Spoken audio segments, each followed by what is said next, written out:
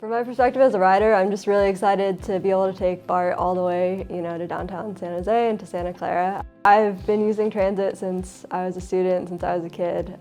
Grew up in the Bay Area taking VTA, Caltrain, BART, all of these different systems, and it's just been a huge benefit for me. It's allowed me to get where I need to go really in an affordable and sustainable way. And it's not just a benefit for us, it's a benefit for people traveling all throughout the Bay Area because we're going to have an electrified ring of rail throughout everywhere.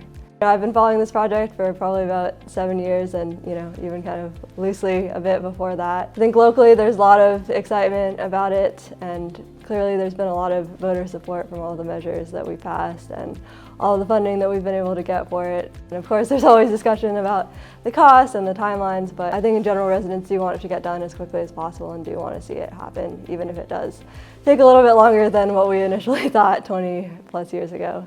I've been following, the different board meetings and committee meetings really closely, and just the discussion in the community as well. And I think at the end of the day, what I always say is that, 20, 30 years from now, we're not going to be worried about how much it cost or how long it took. We're just going to be grateful that it's there, and we're not going to be able to imagine, life without it. In the future, especially as BART's connected to places like San Jose State and Santa Clara University, and there's really going to be that connection to the universities, which are less dependent on, the typical office commutes.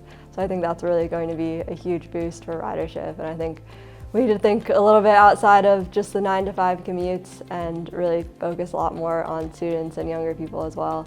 Yeah, I've seen a lot of criticism of the engineering. I've also seen a lot of discussion and peer reviews and studies, and all of those have confirmed that the VTA approach is correct and best for our community. I fully believe that VTA will be able to make up for the funding gap. There have been gaps in the past with this project, with other projects, and when there's a will, there's truly a way. I think people say that a lot, but it is true. I just really encourage people to think about the long-term benefits instead of the short-term struggles. These short-term sacrifices are really going to benefit us so much in the long run, and we really need to stay focused on our goal.